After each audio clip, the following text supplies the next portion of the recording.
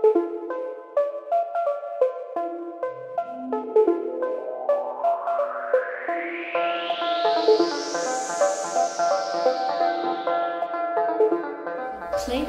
is a national organization that was started in 2010 by a group of us who were interested in bringing together people from all around the country who were working in pre-college philosophy. The 2015 conference was at the University of Washington in Seattle.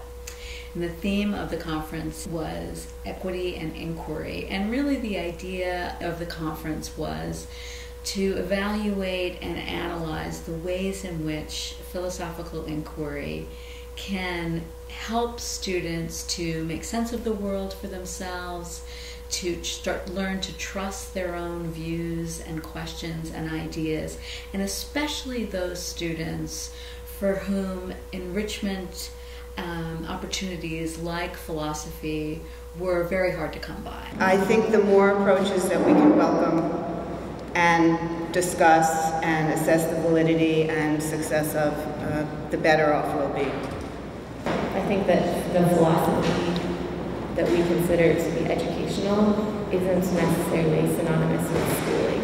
And so another scope on this wheel might be to conceive of philosophy as something that need not necessarily happen in schools for us to bring philosophy to children. I think that one of the goals of Plato ought to be giving high school teachers the resources and assessments and tools to conduct meaningful research within their high school classrooms. The parents are completely on board with it. So that's, I think, an important resource that maybe we could mobilize more.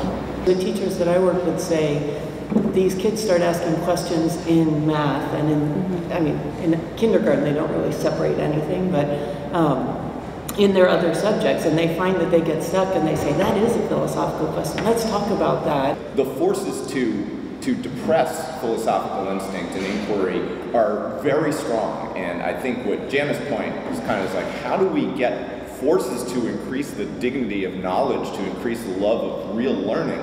And I'm just thrilled to be, surrounded by, great teachers like you who get kids exposed to it. The conference was our largest conference yet. We had about 125 participants, about 60 speakers from all over the world who gave talks on issues relating to equity and inquiry, relating to the ways in which children's voices fail to be heard, and then many practical hands-on workshops about ways that teachers could introduce philosophical inquiry in their classrooms. We said, let's create an interactive game that would allow the students to work through some of these conflicts that they've lived through. What we found was over time, the process of sitting and listening to other people and actually learning how to listen to people and having a structure to listen to them, we were able to see through their biases. We no longer judge somebody based on if they're Hawaiian or if they lived in Kailua, but we saw them as a person who had a voice. And that study really showed that violence dropped by a significant percentage. It could potentially have at least some say in the whole national conversation, international conversation about what education is. We talk a lot about reciprocity as a philosophical concept. I think it would be nice to see how we can apply it to generating philosophical conversation across difference. What happens in a conference like this, where teachers, academic philosophers, graduate students, undergraduate students, and many other participants in the pre-college philosophy field come together and start to talk about ways to strengthen the work that we're all doing, is that it's really empowering for the educators. So it's not just that we're thinking about ways to empower children and young people, although that's a big focus of what we do. It's that in coming together, it's empowering for us to recognize the difference we can make in individual classrooms, in our communities, and the ways in which reflection about our own practices can really be transformative.